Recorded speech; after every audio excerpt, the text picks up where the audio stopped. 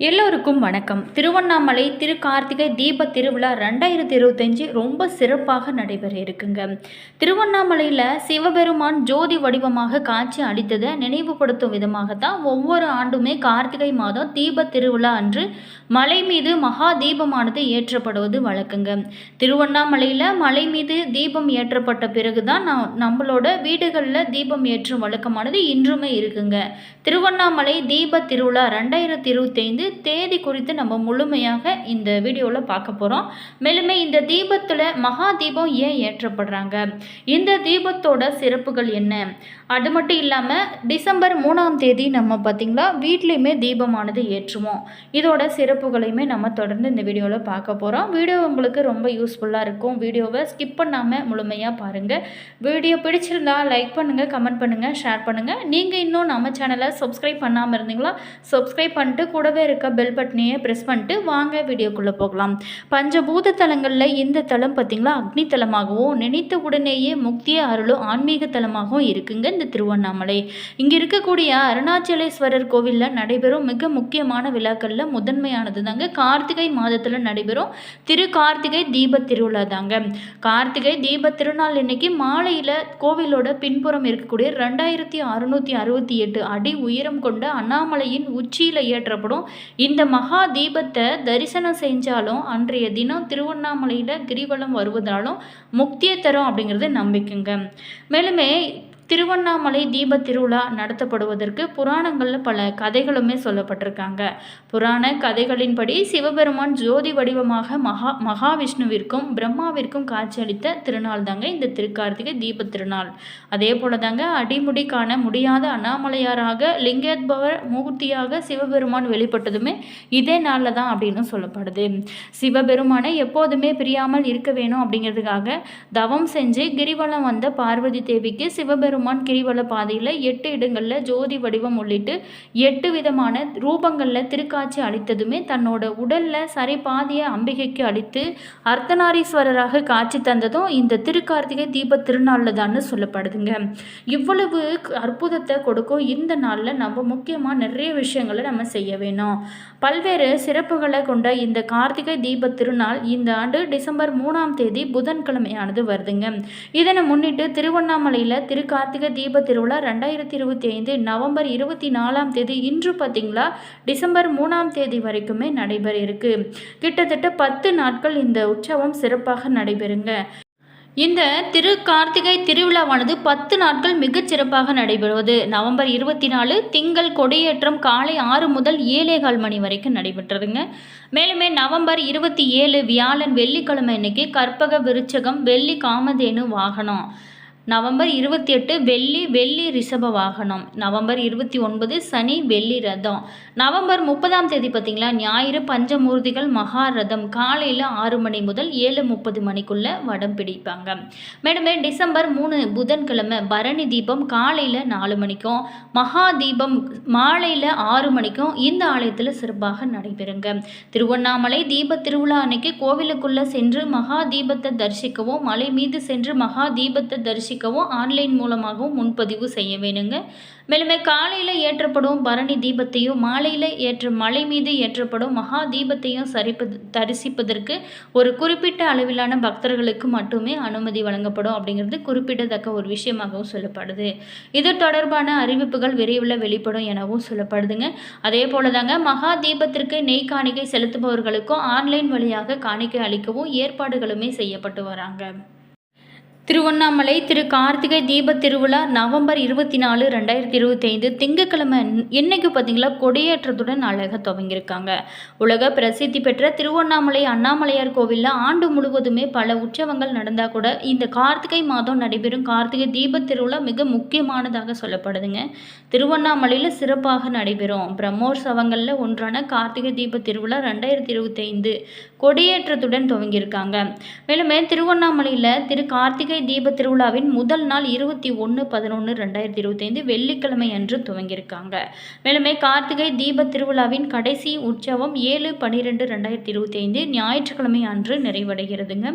மேலுமே 10 நாட்கள் நடைபெறும் இந்த உற்சவத்தில் கொடியேற்றம் வெள்ளிப்பெயர், மகாரதம், பரணி தீபம், மகா தீபம் இது எல்லாமே முக்கியமான உற்சவங்களாக சொல்லப்படுது.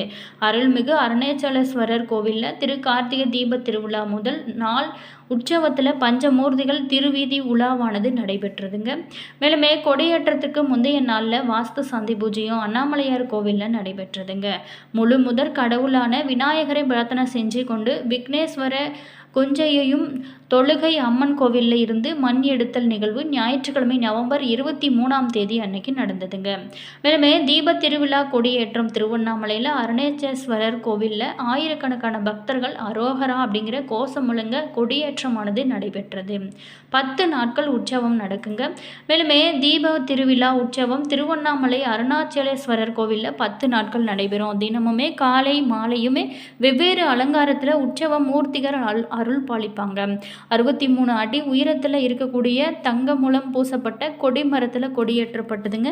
மேலுமே சிவாச்சிரியர்கள் மந்திரங்கள் நிறைந்த ஆயிரக்கணக்கான பக்தர்கள் அண்ணாமலையாருக்கு அரோகரா அப்படின்னு கோஷம் மேலே கொடியேற்றம் நடைபெற்றதுங்க. கொடியேற்றம் நடந்தவுடன் பஞ்சமூர்த்தி திருவிழா விழாவானது நடந்து முடிந்தது. அதே போல தாங்க இன்று இரவுமே பஞ்சமூர்த்திகள் வெவ்வேறு அலங்காரத்தில் வெவ்வேறு வாகனத்தில் திருவீதி உலாவானது நடைபெற இருக்கிறது.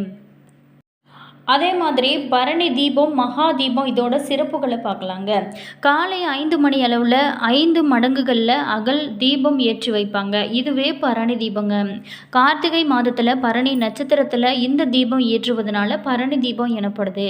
5 மடங்குகளும் படைத்தல், காத்தல், அழித்தல், மறைத்தல், அருள் என்ற ஐன்மொழில் புரியும் இறைவனோட 5 திருமுகங்களை குறிக்குங்க.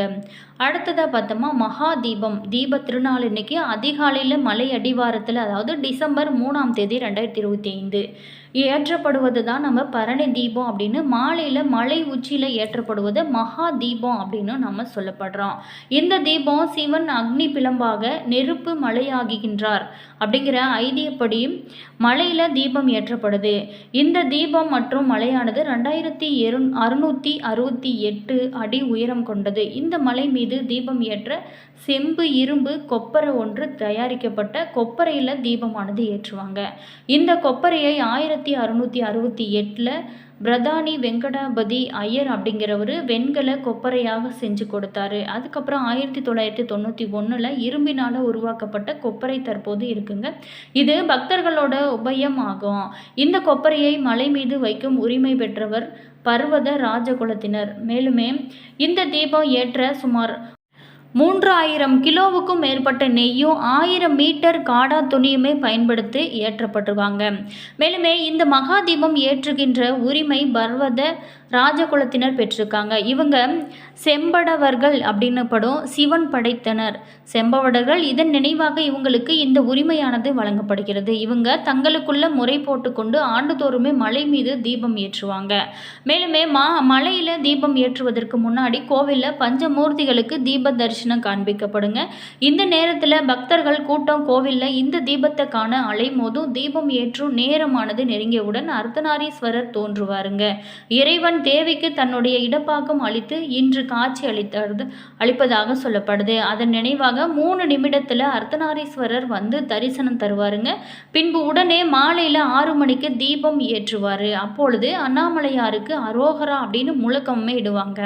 மேலுமே இந்த கார்த்திகை தீபத்தினைக்கு மலம் வருவதல் ரொம்ப சிறப்புங்க.